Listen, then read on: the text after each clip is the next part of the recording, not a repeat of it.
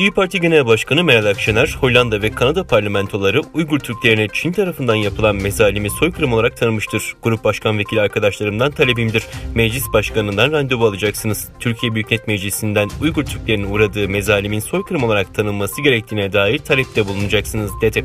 Kanada Federal Parlamentosu da 23 Şubat'ta Çin'in Uygur Türklerine yönelik uygulamalarını soykırım olarak tanımlayan yasayı onaylamıştı. 25 Şubat'ta Hollanda Temsilciler Meclisi'nde Çin'in Uygur Türklerine yönelik uygulamalarını soykırım olarak tanımlayan kararlar kabul edilmişti. Türkiye Büyük Millet Meclisi'nde Uygur Türklerinin uğradığı mezalimin soykırım olarak tanınması gerektiğine dair talepte bulunacaksınız.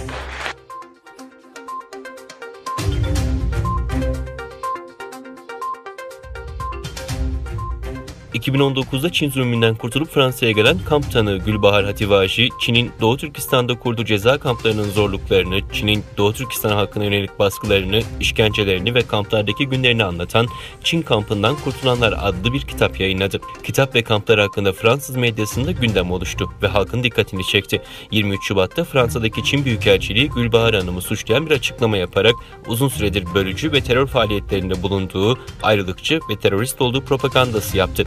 Ayrıca açıklamada Gülbahar Hanım'ın 2009 Urumçi katliamına karıştığı, Doğu Türkistanlı kuruluş liderleriyle işbirliği yaptığı ve Çin karşıtı protestolara ve diğer ayrılıkçı faaliyetlere katıldığı konusunda suçlamalarda bulunuluyor. Gülbahar Hanım, Çin'in açıklamasının tamamen yanlış olduğunu kaydetti.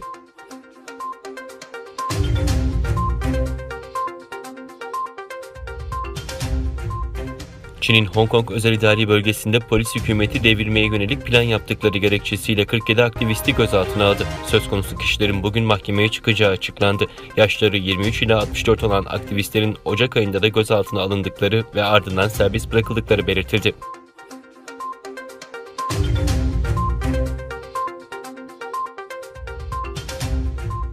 Eski ABD Başkanı Donald Trump, Cumhuriyetçi Parti içinde etkin rol alacağını kaydederken 2024'te yapılacak başkanlık seçimlerinde aday olabileceği sinyalini verdi. 20 Ocak'ta başkanlık görevini Demokrat rakibi Joe Biden'a devreden Donald Trump, görevi sona erdikten sonra ilk kalabalığa hitabını Florida'da gerçekleştirdi. 2021 Muhafazakar Siyasi Eylem Konferansı'nda konuşan, yeni parti iddialarını net bir dille yalanlayan Trump, yeni bir parti kurmayacağım, bu yöndeki haberler yalan, Cumhuriyetçi Parti bizim partimiz, gururlu, çalışkan ve vatansever Amerikalıların oluşturduğu hareketimiz yeni başladı ve sonunda biz kazanacağız değerlendirmesini yaptı.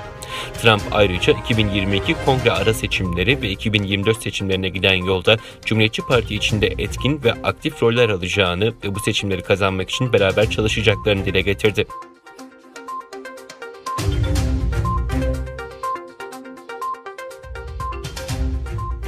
Almanya Dışişleri Bakanı Heiko Maas, geçen hafta AB liderlerinin üzerinde uzlaştığı aşı pasaportu konusunda açıklama yaptı. Almanya Dışişleri Bakanı Heiko Maas, AB ülkelerinde kullanılması planlanan aşı pasaportu konusunda Twitter hesabından paylaşımlarda bulundu. Maas, Avrupa aşı pasaportu üzerinde son sürat çalışmalıyız. Tercihen akıllı telefonlarda kullanılabilecek dijital platformlar için düzenlenmiş bir belge. Pandemi sürecinde öngörülebilir problemlere çözüm hazırlamadığımız için çok zaman kaybettik.